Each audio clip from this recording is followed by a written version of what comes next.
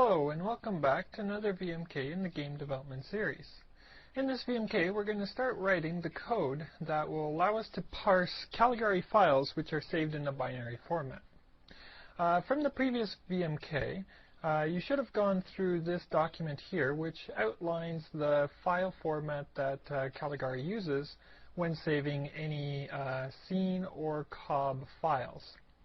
So hopefully you have a printout of this document. This is the shorter document, which is only 9 pages long, and it only covers the sections that we will be parsing.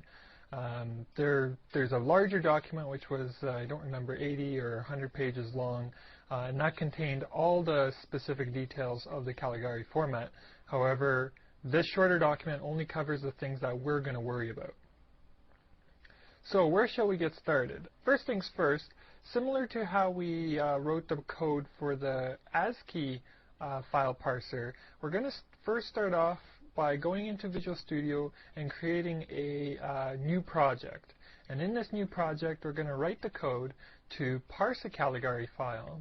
Once we've debugged it and made sure everything's working, then we're going to take that code and move it over into the game engine so that we can incorporate it in with our existing code. We don't want to debug it within our game engine because that would be a lot of headache. So instead we're going to go and create a fresh new project to just handle the Caligari parsing in here. We'll begin by going to File, New, and we're going to create a new project. And down here we're going to create a Win32 project, and it's going to be a console project, so make sure you select this. And under the name, you can give it any name you like. Let's see, let's call it Caligari Parser. Click OK. And then under the application settings, make sure you have console application selected and then select empty project. This will make sure that it just creates the Visual Studio files, but no other source or header files are added in here. We'll add these in manually ourselves.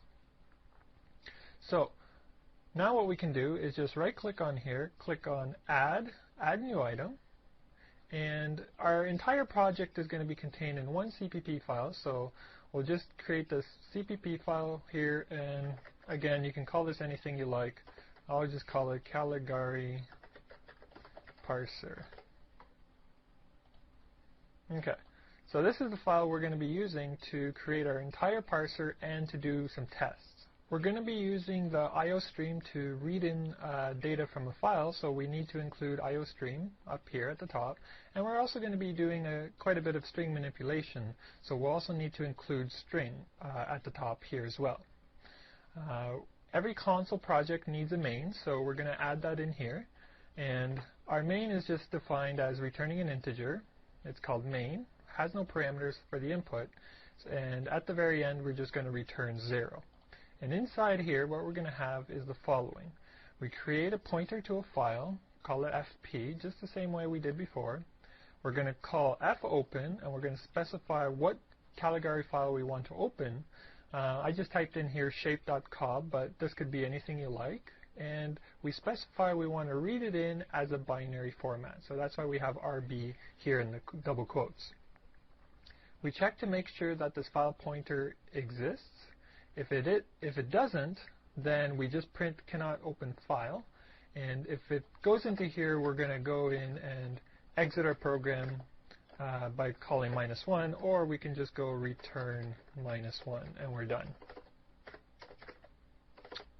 Can't seem to type today. All right. If it gets past here, I'll comment this line out for now, then we'll just print F file open and new line character. Then we're going to call a function called parse, and we're going to pass in the file pointer, but right now we haven't written this function yet, so that's why I've commented out. And then we're just going to close this file pointer and then return 0. So right now this main loop really isn't doing anything. We'll just compile this to make sure there's no errors, and control F5 to run it, and we should see cannot open file. Press any key to continue. It's showing up cannot open file because in our directory where we just created this project, we don't have this shape.cob file in there. So what we need to do is go into TrueSpace and create this shape.cob file. So here we are in TrueSpace. I'll just create a very simple object, just a cube. Keep it simple for now. And we're just going to go in, File, Save As. I'm going to save it in as a scene, or you could save it as an object. It really doesn't matter. I'm going to navigate here to the Caligari Parser directory, and we called it scene.cob. So I guess what we really need to do here is not save it as a scene, but rather save it as a cob. So let's just cancel that out and do that again. File, save as object, and we got to navigate to our Caligari Parser directory, and here we called it shape.cob, so I'm just going to save our file as shape.cob. Okay.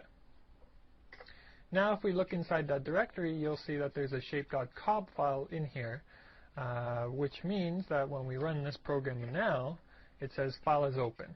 Okay, so we know that this fopen function here is working appropriately and is able to read in our shape.cob file, which is great. Now we need to do some parsing. So what we need to do is create this function called parse, which is going to accept the file pointer to this file that we just opened, and the way it's going to work is it's going to read in all the information from this cob file and just do a data dump directly to the screen, just so that we're sure that what we're expecting is actually what we're getting inside of this parser. So let's uncomment this, and above main, let's go and write this function. Void parse, and we need to pass in a pointer to a file.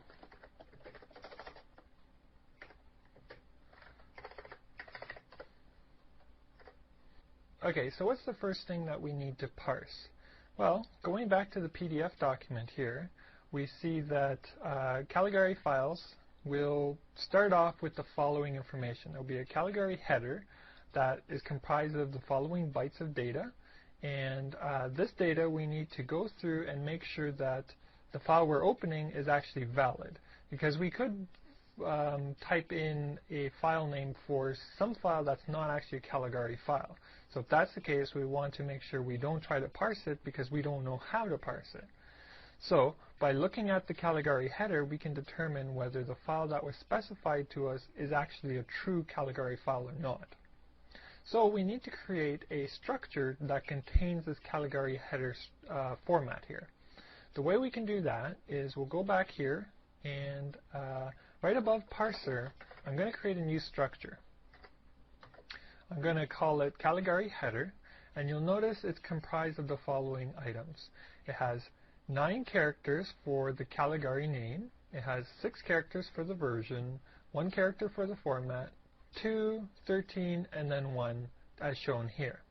If we go into the PDF document, and I'll just put these side by side here, you'll notice that a character is actually equal to 1 byte. So the first part of the structure, it should contain Caligari with a space after we read in data from the file, because that's what the first 9 bytes of a Caligari file should contain.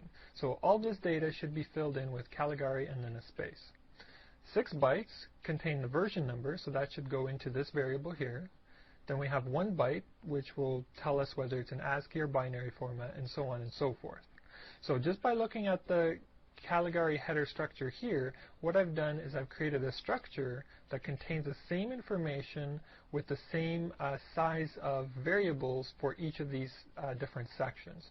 You'll notice that we do this for every single structure that we're going to be using within this Caligari format. Alright, so now how do we use this Caligari header? Well, let's go back into the parser here and write some more code. Alright, here's what we have. At the very beginning of the parser, we create a variable called fileHeader, and this variable is of a Caligari header format. So this variable named fileHeader is going to contain all of these variables here.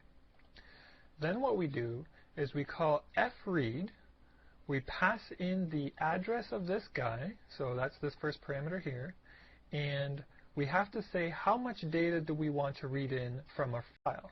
Well, the amount of data we want to read in is equal to the entire size of this structure.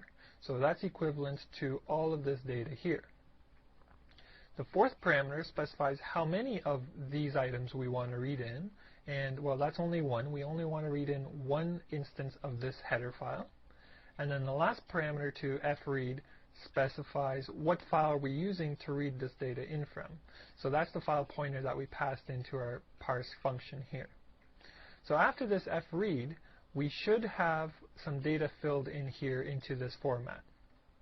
What I then do is do a string comparison for the important chunks. We check to see if the Caligari, which is this parameter here, contains Caligari with a space.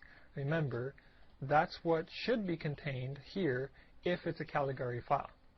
So if this is not equal to 0, which means that this first parameter doesn't have this information, then we generate an error message saying invalid file format. We close the file pointer and then I return 0. Well, actually, I'm copying and pasting this code from somewhere else, and the structure is a little bit different here, so I'm going to have to change this slightly here. Actually, just to save me a lot of hassle later on, I'm going to change the return value here to an integer. Don't worry about the return value. We're not going to use it for anything, but I just want to stay consistent with the code that I'm pasting from. The other thing here is if there's an error, I close the file pointer automatically, but that's something that will also probably cause problems because we close the file pointer down here. So I'm going to get rid of this guy. We don't need it inside here because as soon as we return, we automatically close the file down below. Okay, so going back up here, we check to make sure that this first parameter contains Caligari with a space. We check that the second parameter, which is the version number, we check to see if it's equal to v00.01. And again, the file format says that's what the data should contain. If it doesn't contain this, then we have some format that may not be Caligari format, or at least it's a format that we don't know how to parse, so we just generate another error message. And the last thing here, we check to make sure that the endian value is LH. It should be according to the file spec. After we pass this check, we do another check to make sure that the format of this Caligari file is binary, because it may also be saved as an ASCII format. But our parser does not work for ASCII format. So if that's the case, we're going to generate an error message here saying file must be binary format, and again, we're not going to close the file pointer, we're just going to return -1.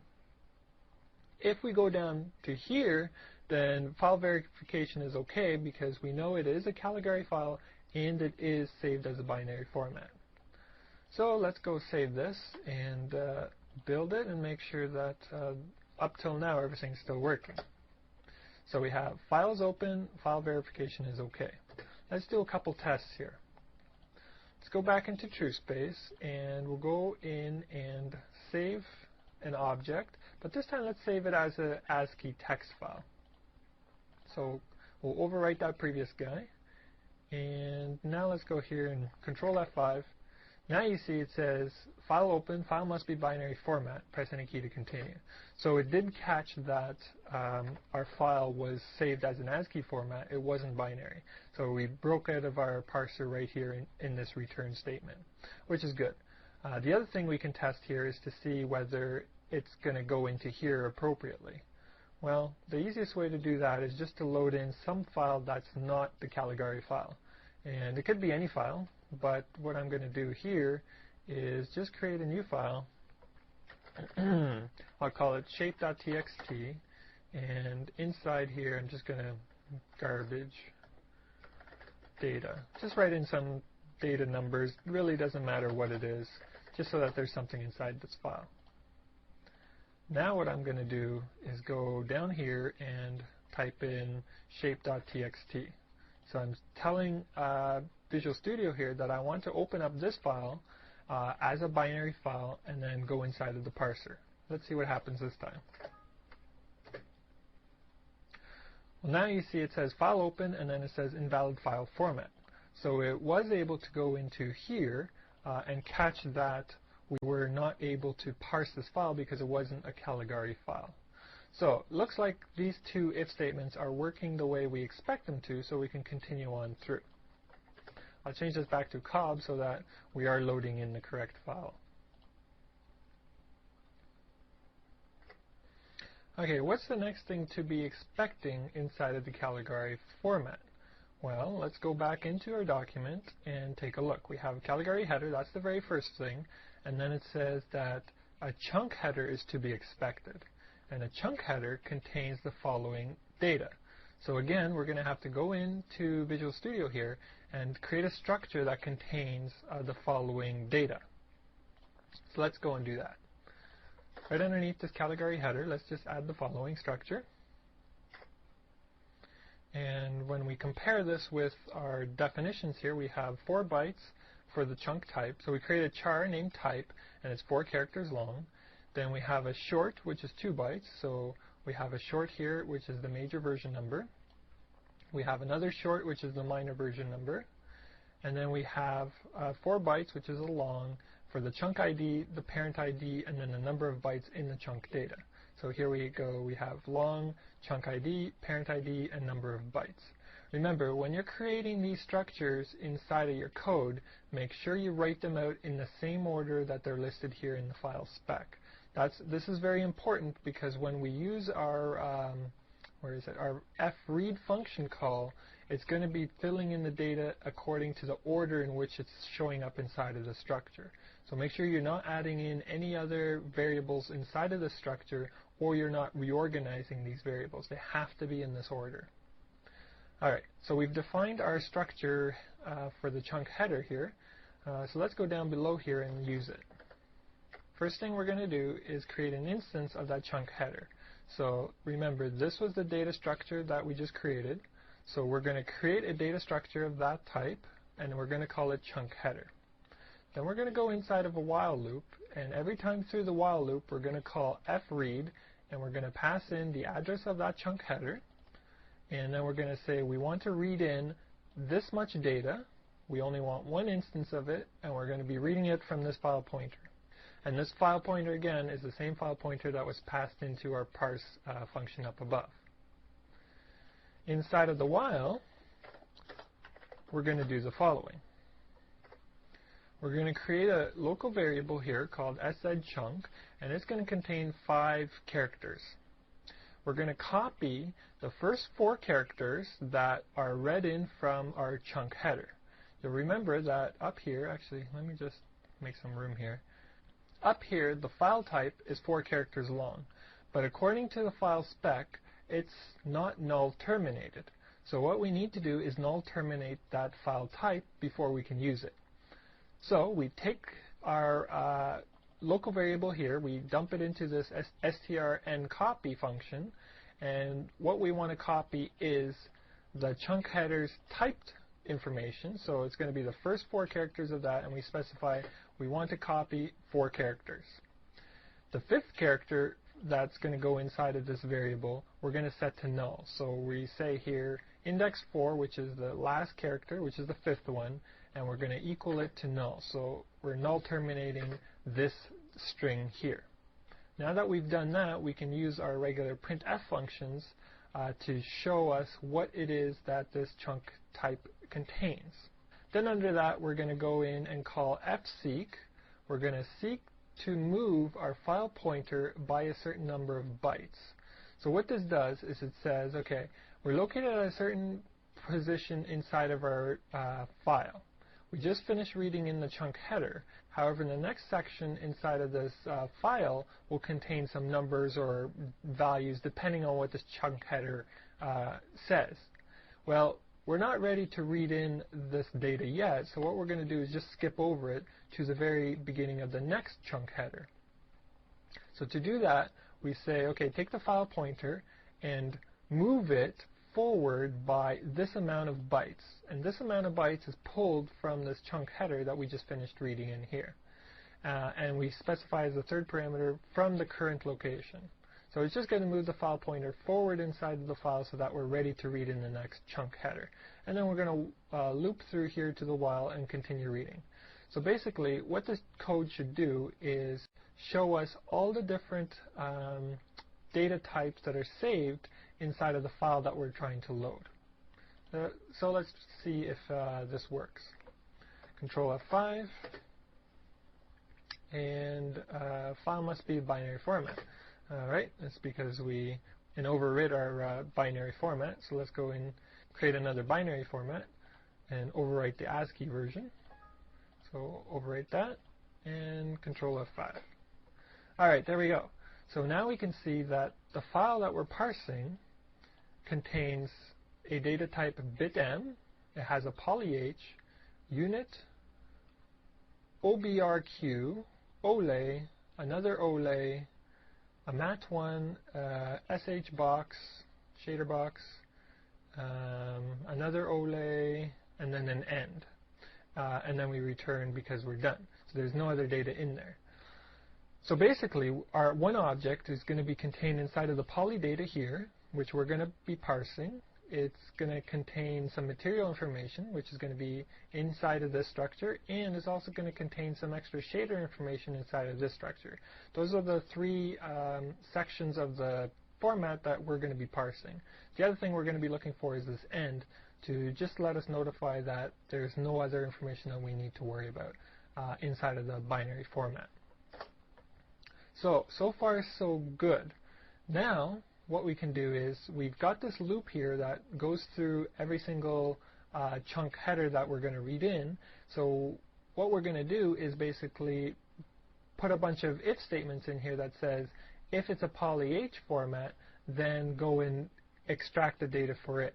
If it's a material format, go in and extract the data from it, and so on. So we're going to do that for the 4 formats we're going to support. Everything else we're just going to skip over by using this code here. Okay, let's start off with the most simple chunk header type, which is the end one. So we check to see if our chunk header type is equal to end with a space. Don't forget the space here because every single type is 4 characters long, so make sure you add the space here at the end. We're using str and compare to compare the first 4 characters of whatever is contained in this variable with this string here. If these are equal, it's going to return 0 to us. So that tells us that yes, this type is equal to end. If that's the case, we're just going to break out of our while loop because we know we've reached the end of the binary format. Otherwise, we're going to call else and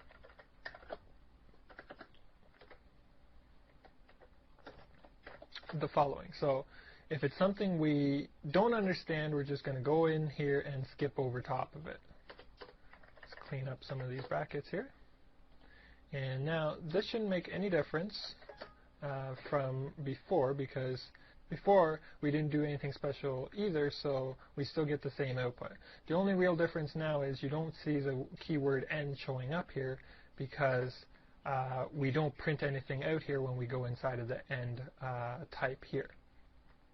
Alright, so that guy's done. Now let's add in the next one. So we have else if we have the type that's called PolH. So again, we compare the type that gets returned for our chunk header here with this string here. If they're equal, then it's going to return to us 0, so we're going to go inside of here. And we know now that we're going to be parsing some polygonal data. If we go back into our format here, our data format, for our poly, let's see where it is, PolH. Okay, this chunk of data will contain the following. It'll have the chunk header, which we've just finished reading in, so we know we're already in here. Next thing we're going to have is a name. And according to the structure, name is saved in the following format. We have this structure here. It's going to contain a short, which is 2 bytes, that contains a counter, and then it's going to contain a string. And a string is saved in this format where it has another short value that tells us the string length of the following string, and then it has the actual string itself. So let's go and implement this guy. First thing we need to do is go up to the top here and create a new structure. And the Caligari chunk name contains a short for the counter, a short for the string length, and then the string of characters that the name is called. So we're going to create a pointer to a character here, which we're going to allocate dynamically depending on how long we need according to this value here. So let's go inside of this guy here and see how we implement this. Okay. We first create this Caligari name variable, which is of this type, Caligari chunk name. That's the structure we just finished creating. And we call fread, and we pass in the address of this variable. We say we first want to read in just a short value. So this is going to be just the first two characters, but we want to read in two of them because you'll remember that back here we have, well, I guess it's not very evident there, but if we go back up here, we have one short for the counter and then another short for the string length. So we're going to read both of them in at the same time here. So we check to see if there was an error, because if this thing here returns less than or equal to 0, then we get an error message saying that error reading polygonal data name, and we just break out of the while. If this doesn't break out, we know we've gotten the first two short values inside of this variable. We can then go in and call new. We want to create a new character for this data type here, which is this pointer that's contained inside of this structure. And the size of it is going to be equal to the string length, which is just something we just finished reading in here, plus 1. We need to add 1 because we need to add that null terminator to the end of the string. So again, we check to make sure that the name got allocated enough memory. If it didn't, we generate an error message. If it did get enough memory, we go down here. And then we call fread one more time. This time we're passing in the address of our name variable here. And we say we want to read in a bunch of characters, and the number of characters we need to read in is given to us from this variable here. Again, this value here was read into us from this part up here. After that, we have to null terminate our string, so at the very end, the very last value, we set equal to null. Then what we can do is print a statement to the screen saying polygonal data, and then we're going to type in the name here of the data that we just finished reading in. And that should be this variable here, which we read in and added the null terminator to it. So we're going to display it to the screen, and then after that, just to make sure we don't have any memory leaks, we go in and delete the memory that we just allocated using the new operator here, because we won't need this name for anything else down below. Okay, now we can't run this program yet, because if we do, well, actually let me show you what's going to happen. We're going to have a little bit of a memory leak, but it's well worth showing you what's going on here. You notice we read in the bit M, which we skipped over according to our program here, because it went into here, it said unsupported chunk, we displayed to the screen, we go to the next chunk. Next chunk happened to be our polygonal data chunk, and it read in the name, which happened to be cube, displayed it to the screen, and then we have garbage, and then some more garbage, and then the program finished. The reason why we're getting this garbage is because we're inside of our polygonal chunk data, but we didn't finish reading in all of the data in here. So according to the data spec, let's go back down to PolH right here. It says it contains the chunk header, which we finished reading. We finished reading in the name, but you'll notice it contains all this other information. Because we didn't read in all this other information, our file pointer no longer was pointing at the right location to be reading in all these chunk headers. So because of that, the program got very confused and started printing out garbage to the screen, because that's what it thought it should be doing. So if you ever do see something like this, garbage, it's most likely because your pointers are now mispointing in the data file. Also, if you're trying to decode a file spec and you're noticing this kind of garbage data appearing on the screen, it's most likely that you have an error in your code somewhere, or the file spec is wrong. So make sure you're aware of that little fact there. Alright, So back to here, we just finished reading in our polygonal data's name, and we displayed it to the screen.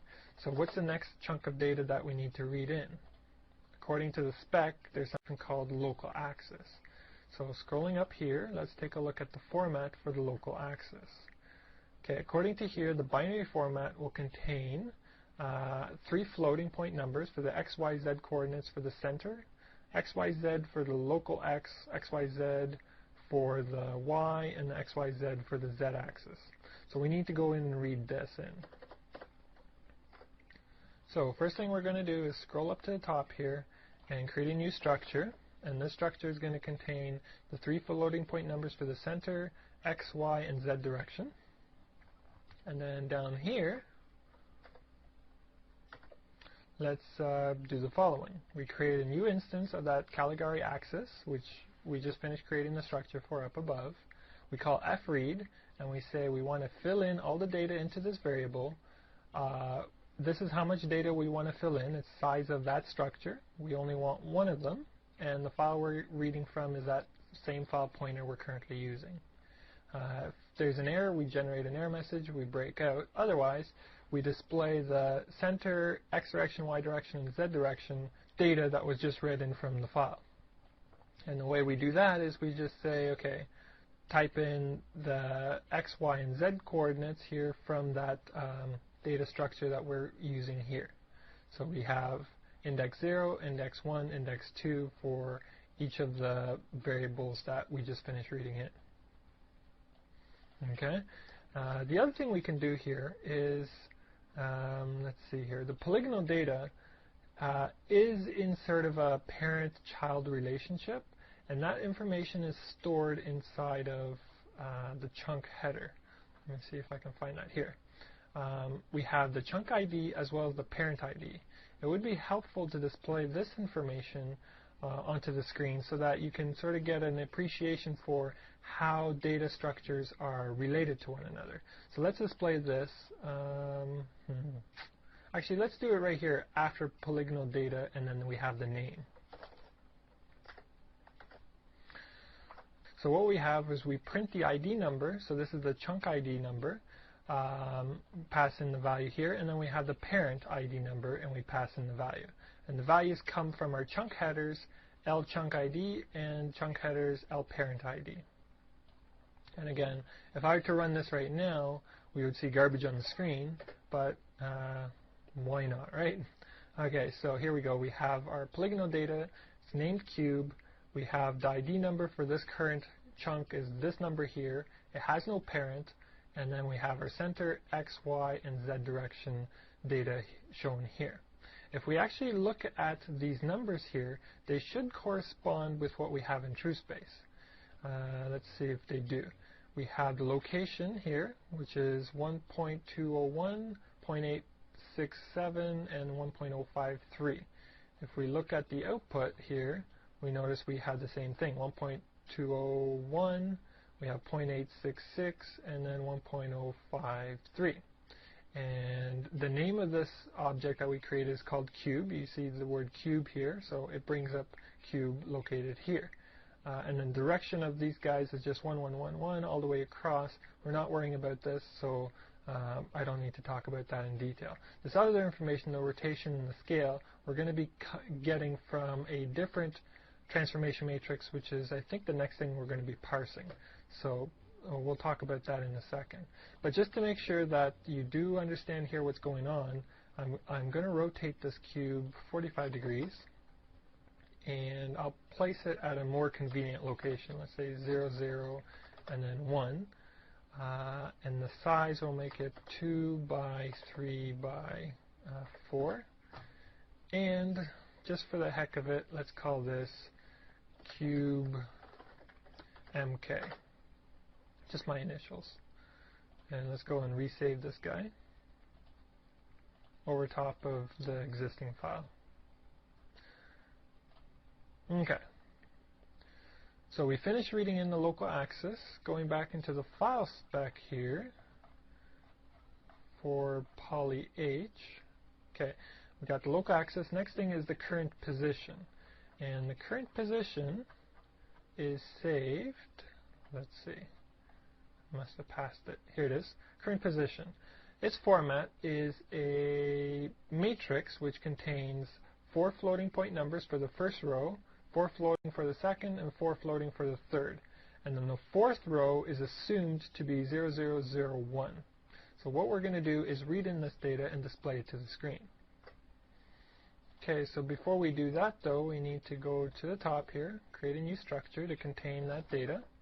So we have Caligari chunk transform. We have row 1, row 2, and row 3, 4 floating point numbers for each. And then down here, we have an instance of this Caligari chunk transform, and we're going to read in all the information into this variable. It's the size of that structure there. We only want one of them. And if we can't read in that information, we generate an error message. Otherwise, we print the information to the screen showing the row values that were read in from the binary format.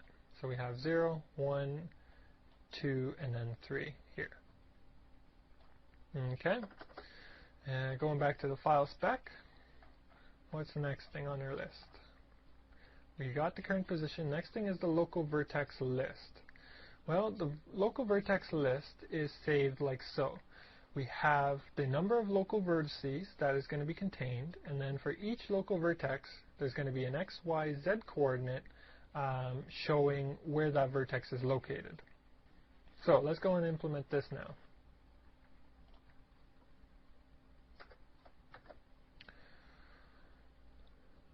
First thing we do is create a local variable here, which is going to contain the number of vertices that the data file contains. We read in from the binary file the number that is contained in there, and we're going to save it inside of that variable. So we pass in the address of this variable here. We say we want to read in 4 characters, which is a long. We want one of them.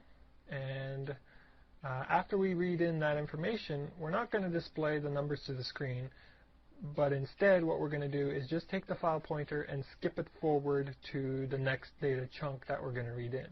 So the amount that we skip forward is equal to the number of vertices times 3 times the size of a float. What this means is basically we, for instance, know that there's going to be, 12 vertices. Well, each vertex is going to be of size 3 times float, so we're going to take that and multiply it by the number of vertices so we can move forward in the file by that much. And again, we specify we're moving from the current location in the file pointer. We just print to the screen the number of vertices that this file contains, and then we're done. So now we can move on to the next section. Next section being the UV vertex list.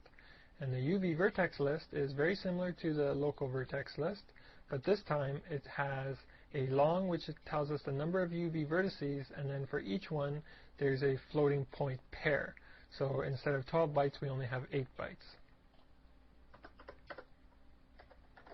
So here we go. We create another local variable. This time it's the number of UVs. We read in how many UVs there are in this file, and then we move our file pointer forward by the number of UVs times 2 times size of a float. And we're moving from the current location. Then we just display to the screen the number of UVs that are contained inside this binary file is this many, and then we're ready to move on to the next section. You'll notice that when comparing parsing using binary format and parsing using ASCII format, it's so much cleaner and so much easier. We don't have to do all of this sort of string manipulation and comparisons because everything is in binary. And because it's in binary, we can make a lot of assumptions in terms of file sizes for each variable, as well as how all the data structures are stored. With ASCII formats, we can't do that. We have to sort of read in one line at a time and then individually parse it. We don't do that in binary format, and that's why I prefer to do things in binary format, because parsing is so much easier. Alright, where were we? We finished the UV list. Next thing is the face list. Face list will first contain the number of faces and holes that are contained in the file. And then for each one, depending on if it's a face or a hole, we're going to be going into one of these structures. Okay, so let's see here, face list. We create a local variable which contains the number of faces. We read in and fill in the information for the number of faces that are contained in the format. And then down below here we create a couple more local variables which we can then use to display things to the screen. For each face, we're going to go inside of this for loop, so we create an index which starts off at 0 and is going to go up to the number of faces that are in the file. For each face, we're going to read in the type as well as the number of vertices. If we go back here into the file spec, you'll notice that if it's a face or it's a whole, the first byte is going to be a flag that tells us whether it's a whole or a face, and then the second two bytes, which is a short, is going to contain the number of vertices of this face or the number of vertices of this whole. So we read in both one after another. We first read in the type, which is a character, and then we read in the number of vertices that this item has. If the number of vertices is not equal to 3, then we print an error message here.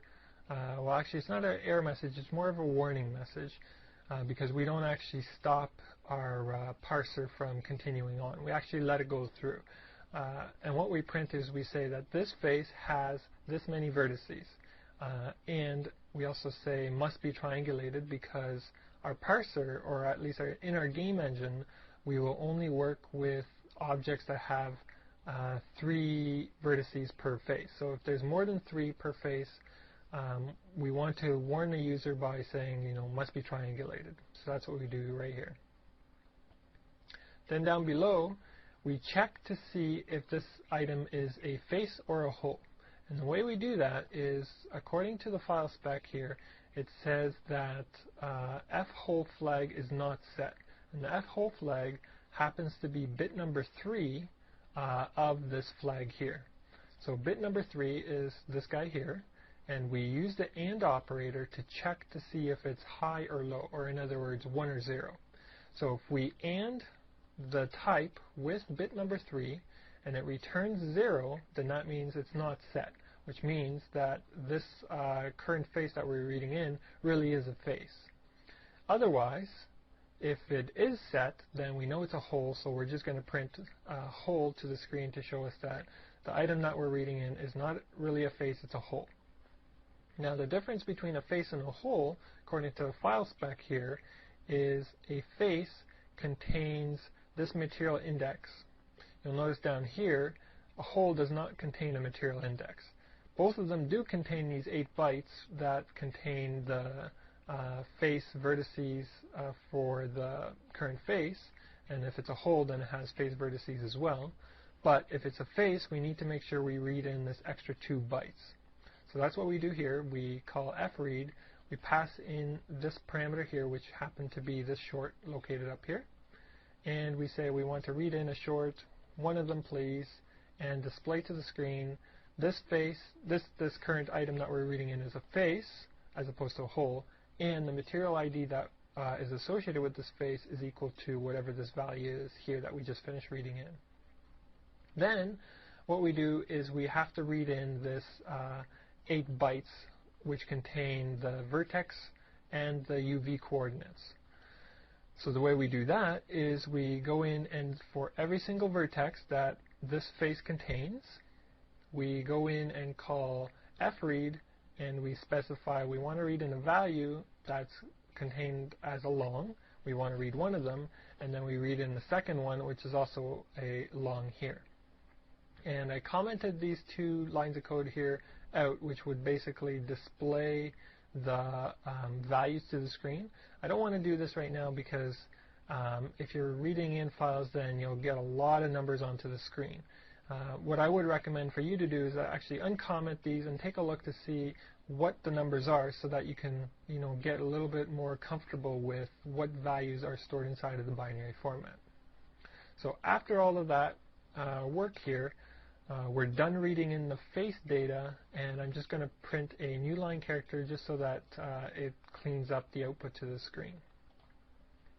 So if we scroll back up here, we see we've just finished reading in this. We've finished reading in the face list, and we're down to the additional flags now. So scrolling down here, which bracket are we working with here? We are working with this one, which is this one here. Okay. So here we go. Additional flags. Again, we need to scroll down to the very bottom here and read what it says. Additional flags were added after the face list. This is new to TrueSpace 4.0. And the way we know what additional flags we need to read in is according to the minor version number. So if the minor version number is greater than 4, we have 4 bytes of data that we need to read in. And if the minor version is greater than 5 and it's less than 8, we have an additional 2 bytes that we need to read in. And then after that, we're done the PolH format. So to implement this, we write the following. We have to check our minor version number, and this minor version number comes from the chunk header, which was originally saved for us when we're parsing the chunk header. Oh, I think I just pasted this into the wrong section of the code here. Just put it right here.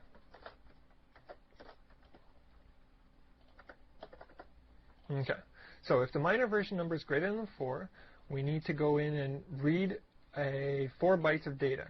So instead of reading in and then displaying it to the screen, we're not interested in that data, so we're just going to move the file pointer forward by 4 characters, which is equivalent to 1 long.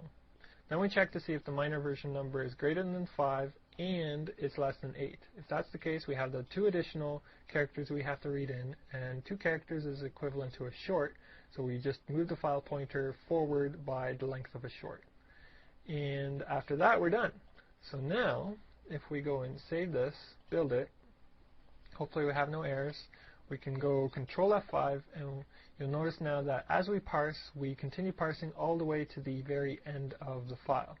And if we scroll through here, we can see here's all the data that the polygonal data chunk contains. We have something called COB-MK, that's what I just finished naming it. It has an ID number, has no parents. Here's the axis data, here's the transform data. The number of vertices this cube contains is 8, which does make sense because we have 4 in the bottom of the cube and 4 in the top of the cube. Number of UVs this cube contains is 14, and the faces that it contains are shown here. We have a face that has 4 vertices, which must be triangulated. We have a face which has a material ID of 0, and this face has 4 vertices, and it must be triangulated, and so on. So you notice that we have a little bit of a formatting issue here, so let's quickly fix that and run this through again. Let's see here, we have read in poly data, here we go. If it's a face, well, might as well just put a carriage return at the end here and a carriage return at the end here. The other thing I'm going to do is go back and triangulate my object so that I don't get those warning messages. So we'll go in here, hit triangulate. So now you'll see we have 4 vertices and 12 faces. 12 faces makes sense because 6-sided cube, when we multiply that by 2, we get 12 because each face now is broken up into 2 triangles. So let's go in here and save this guy.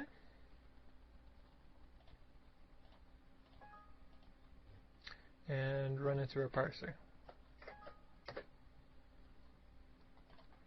Okay.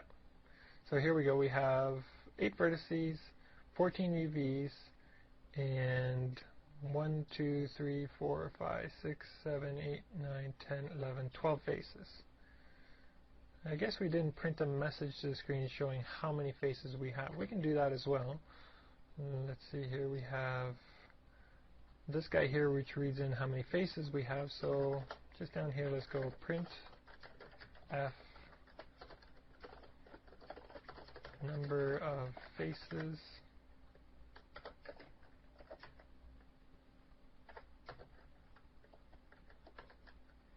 L num faces.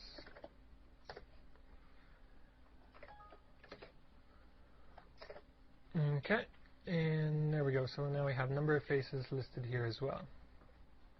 Alright, so we're done the one section for the polygonal data. Now we also have to go in and write the code for the material as well as for the shader. They're not as heavy in terms of detail. Well, actually I shouldn't say that. There are some details that you should look out for. So let's just go up here and I'll minimize this guy and I'll minimize this guy.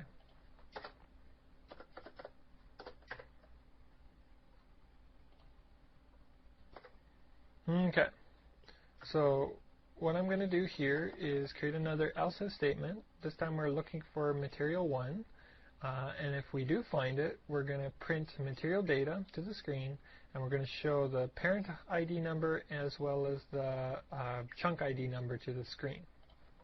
And again, if I were just to run this right now, we'd have garbage data to the screen, so I'm not going to bother with that. According to the file spec, let's see here what we need to read in for the material data. We have the chunk header, which we finished reading in, then we have material data. Material data contains all of this information here.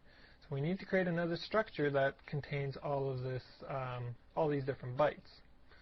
So let's go into here, scrolling up to the top, and let's add it in here.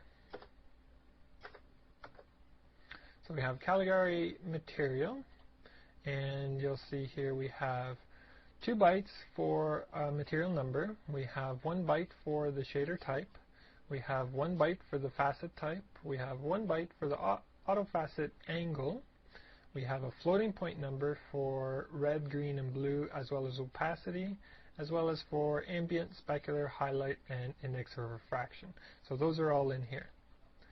Now, one thing that caught me when I was writing this code originally was you may be tempted to go in here and basically create a new data structure like so and read it in like I did up here.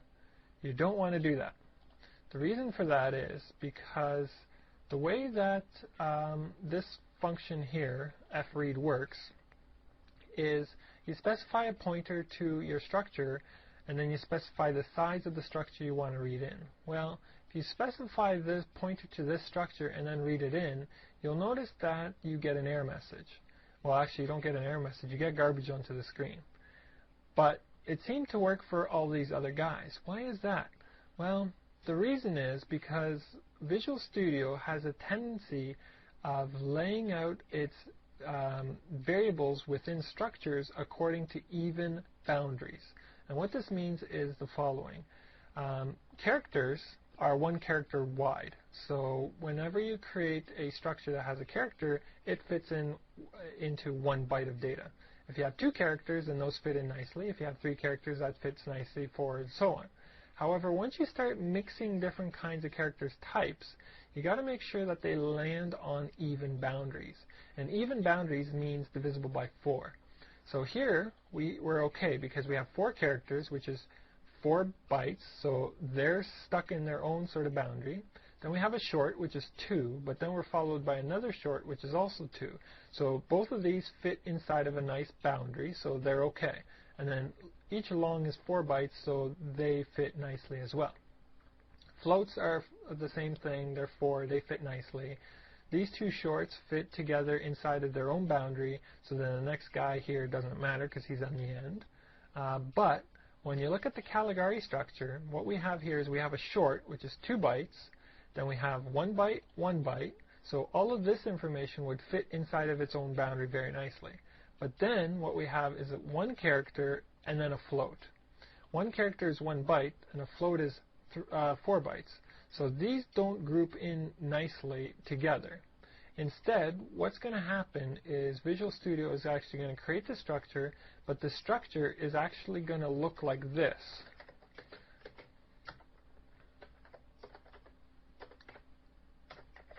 That's the way that the structure is going to look inside memory, because it needs to pad this data into fit inside of a boundary of 4. And the only way you can do that is by sticking in 3 null characters in behind this guy here. So because of that, you've broken the rules that say that we're following this format here. And because of that, we can't use the regular fread and specify the size of the structure. So, to get around this, what you need to do is the following. Where are we here? Right here, material data.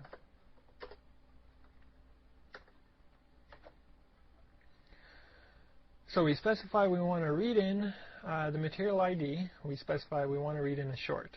And we say we want to read in the shader type, we want to read in one character, and so on. So we've basically broken up the fread function call into every single variable individually. We can't do it for the entire structure because of that incompatibility with the boundaries that the variables are stored inside. This is sort of an advanced thing inside Visual Studio. So if you're not really too clear on what's going on, and you do want to understand it, feel free to drop me a line and I'll try to explain a little bit better. But the general idea is Visual Studio is placing all its variables inside nice even boundaries inside memory space, and as soon as the structure here violates the boundary rules, it's going to fill in the data according to what it has to do to make sure everything fits into nice boundaries. Alright, enough about that.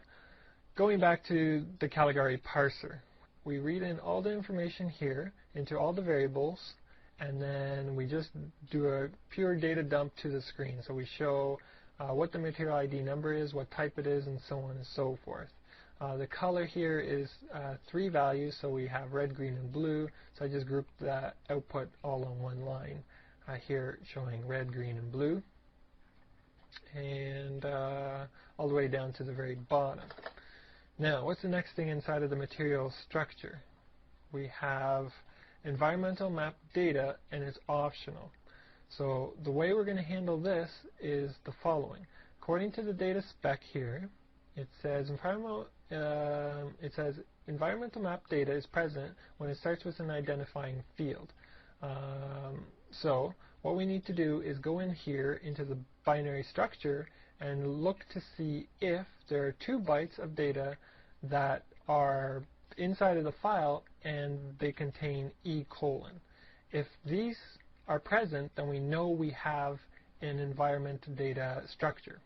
If these are not present, then we should go and assume that environmental data is not there and take a look to see if the next thing is there. Next thing is texture map data, and again it's optional, and then we have bump map data, which is also optional. So again, what we're going to do is take a look at the next 2 bytes and see, well, is this equal to B:? If it's B:, it's bump map data.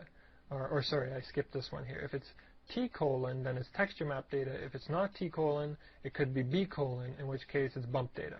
So depending on what we find, we need to figure out whether we need to read in this much data, whether we need to read in this much data, or whether we need to read in this much data. So let's see how we're going to handle this.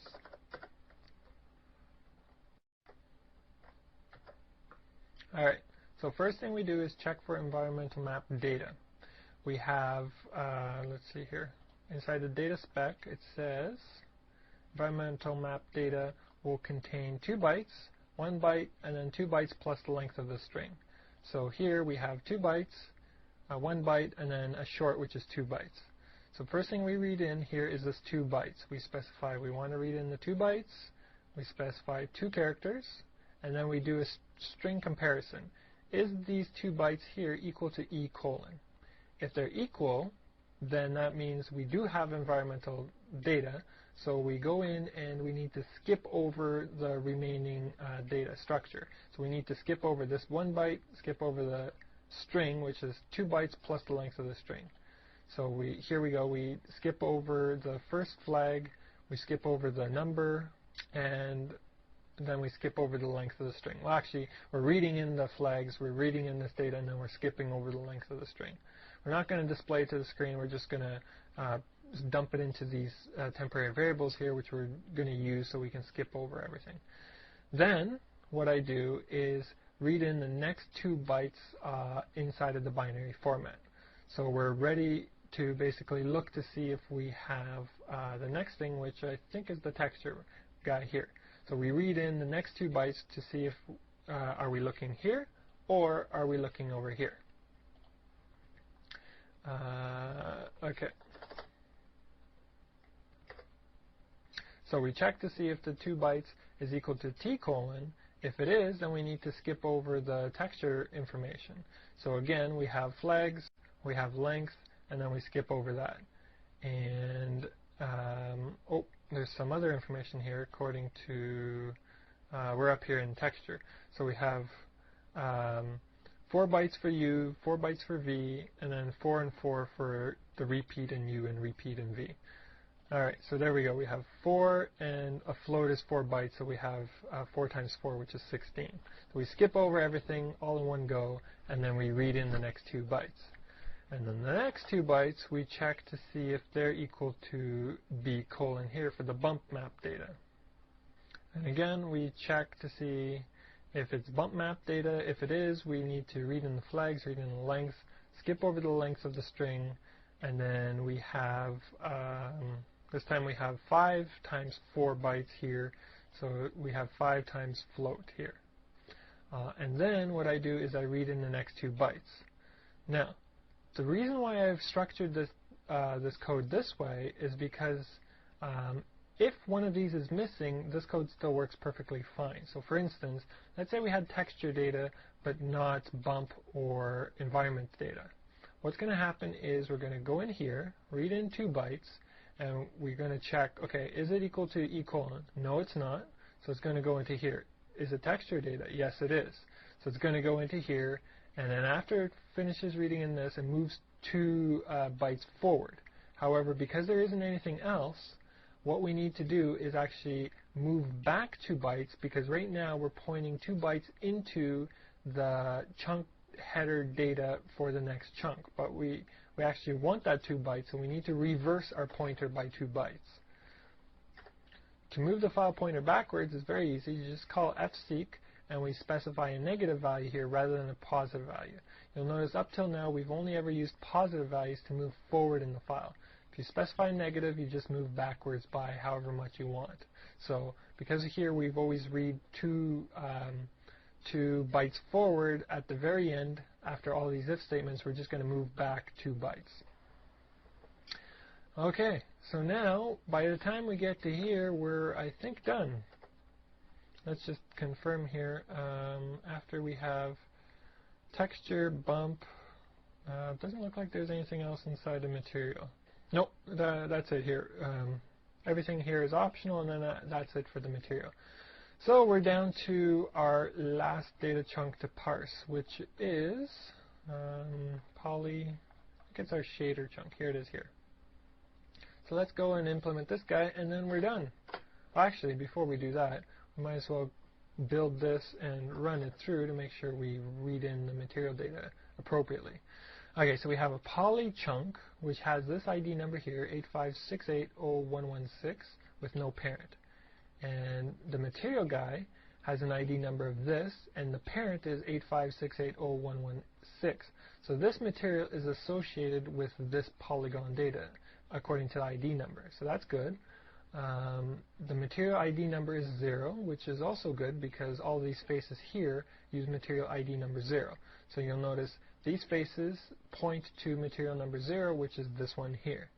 And that material happens to contain a shader type P, so this is Phong, auto-faceted with 32 as the angle, color is white, 111, opacity is 1, so there's no transparency value, has ambient, specular, highlight, and refractance values here. We're not going to be using these last 4 values, so don't worry about them. We're actually going to pull that information out of the shader box, which is the next thing we're going to be parsing.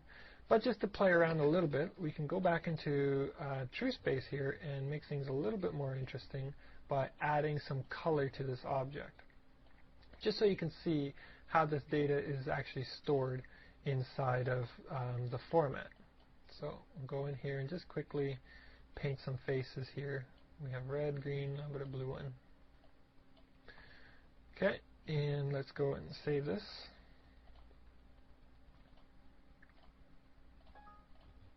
And let's now go here and parse it. Alright, so now you see we have our cube, And now we have a face that contains material ID 0, material ID 1, 2, 3, and there's some more zeros here. So the zeros are with respect to that gray color. The 1, the 2, and the 3 are those 3 new colors I just finished adding in. So now, down below here, we have material data. This is material 0, so this is the gray color. We have 1, 1, 1 all the way across. And then we have another material chunk here showing up. And this color is red, green, blue, so this is sort of the green color. We have another material chunk here. This is red, green, blue, so we have something more reddish in color. And then we have another material chunk here, which is the blue one, and it's showing up here. And so you can go through here in TrueSpace and play around with the other settings. Maybe you want to give this guy some transparency.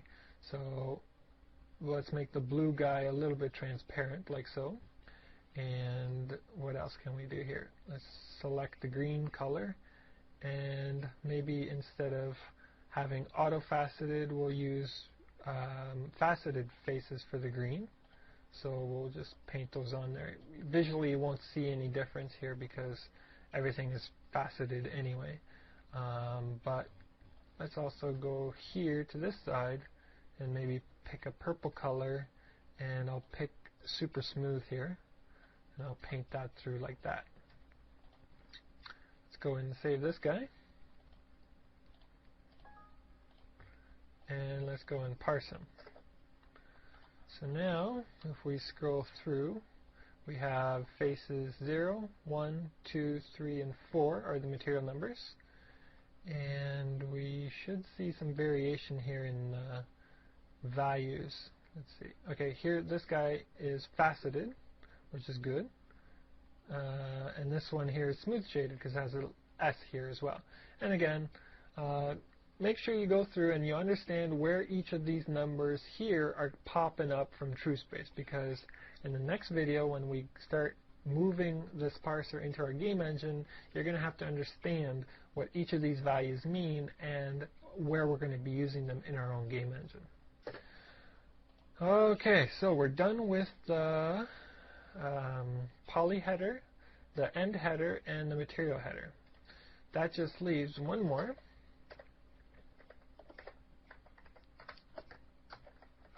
Which is our shader box. Now remember, all these keywords that I'm typing in here are case sensitive, so make sure that when you type in PolH, you use capital P, capital H, everything else lowercase. Same thing with material and shader box. You have to follow the same convention according to the file spec, because if you don't, then you won't be able to parse the data appropriately.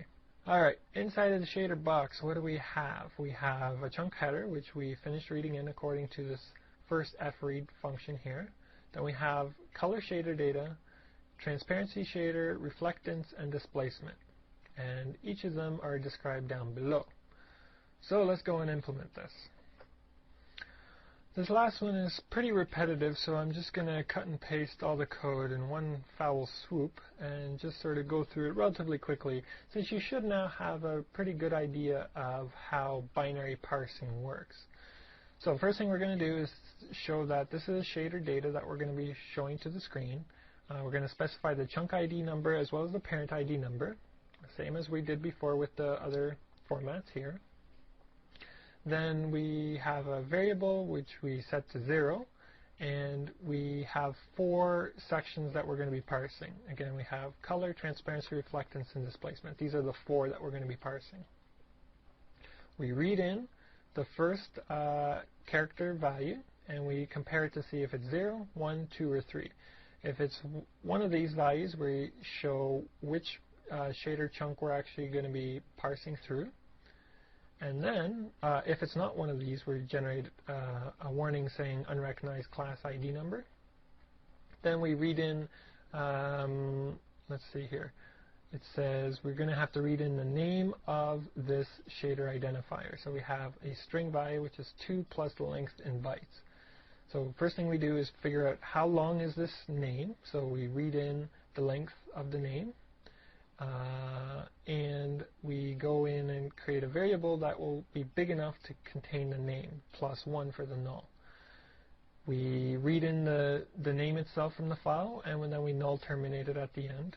And then we display the name to the screen, so we have shader name and then the name that we just finished reading in. After that, we delete the variable here that we used to call new so that we don't have any memory leaks. Next thing we do is we get the number of parameters that this specific shader parameter has. So according to this, we have to have a long, which is 4 bytes. This is one of the errors that were inside of the long Caligari file format. It said that this should be a 1 byte character length of data. However, when I was writing the code, I noticed that there's no way the number of parameters is stored inside one character. So I contacted Caligari and they told me, oh, you're right, it should actually be 4 bytes long, so a long type. So in here, make sure you have a long type, or in Visual Studio, long is equivalent to an integer, so I've just used integer here. So we read it in, we specify a number of parameters, and we show that to the screen. And then for every single parameter, we have to parse some data. So for each parameter, we first read in the 2 bytes plus the length, because it's a string, and then it's going to give us a type, so it's going to be one of these numbers here. And then depending on which of these numbers we're going to see, we're going to have to read in some values. And the values are going to be according to one of these sizes here, based on these numbers here. So we're going to look at these, figure out what we have to parse, and do it for every single parameter. So here we go. For every single parameter we have inside the file, we read in the size of the name. We create memory to store the name, +1 for the null terminator. Read in the name into their variable, null terminate it, show it to the screen saying this is parameter ID number whatever, and here's the name of it. We delete the memory that we allocated using the new operator, so we don't have a memory leak. And then we read in the type. The type is an unsigned integer.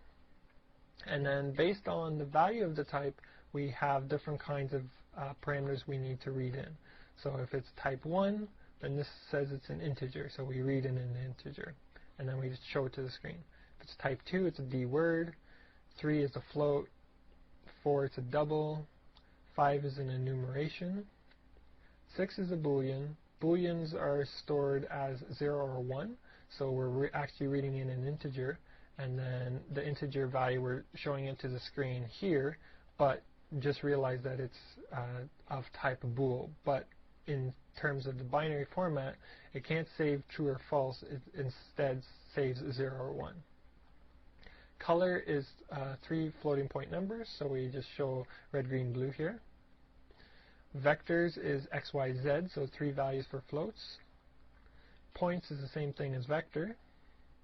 String is, you've seen it many times before already, so we have size of the string +1 for the null terminator, read it in, add the null terminator, show it to the screen, and then terminate it, or get rid of the new memory that was allocated. If it's 11, it's a shader, so we check the validity flag, display it to the screen. 33 is a short. 34 is a word. 45 is a byte. 49 is a color that's 4 parameters rather than 3 parameters. So we have the alpha channel associated with it as well. And then if it's anything else, then we're just going to display a message to the screen saying unrecognized type, and then I actually show you what the type was that was loaded into the file. So after going through here, we will have all the parameters displayed to the screen, and then at the very end, we have to read in some flags. And again, the flags here were not described inside of the long Caligari file format. I had to contact the Caligari people and ask them what's going on here, because my parser's not working, and they basically told me, oh, you're missing this extra short here at the very bottom. Alright, so let's go and build this, and we have an error message because, let's see here, error, I think we're missing some brackets here.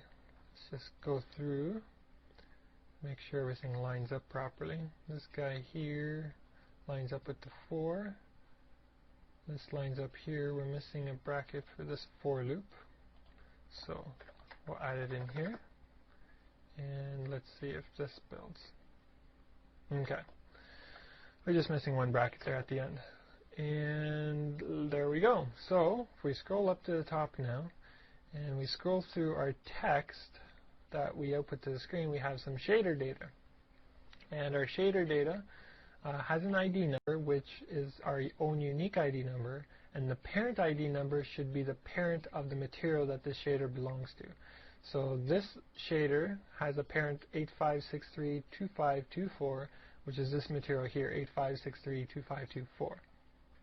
And you'll notice that it has a color section, and the color is the first parameter that it contains, and it's called color, and it has 111. And you'll notice that this color will always be equal to this color up here, as well as the opacity will be equal to whatever the transparency value here is. So if the opacity is not equal to 1, then you will have a transparency parameter here. If there isn't an opacity, or well, basically it's 1 up here, then you'll have nothing down here. And then we have our flags, we have reflectance values, and so these are the parameters we're going to be using for our specular color, our emissive color, and so on and so forth. So all this data is actually pulled from the reflectance palette over here. So if we change the luminance or the diffuse values, the shininess, specular, or give specular some colors like so, then these numbers will now show up inside of that shader chunk that we're just parsing. And you'll see it basically show up in here. So these numbers here are basically these numbers that show up here. And that's basically it. So that's all I wanted to show in this video. Go through, experiment with some Caligari files. You should now be relatively comfortable with how to use Caligari to create files and save them. Also, if you aren't very familiar with Caligari, go through the Caligari videos that I put on my website. They cover how to use Caligari, how to set it up, how to render things, how to generate materials, how to model a little bit, how to apply materials, how to texture things. So go through, make sure you understand completely how all the numbers inside Caligari are associated with all the numbers that you get inside Visual Studio. Once you have a clear understanding of what's going on inside of the files and inside Caligari, then come back for the next VMK where we're going to go in, take the code that we have written here, and start porting it over into our game engine. Okay? And once again, if you're finding my videos helpful and you can support my website, please do so by either buying something out of the store, buying a membership, donating some money, or clicking on the Google ads. All of those options will help me out to keep my website up and running so that I can continue providing videos for you.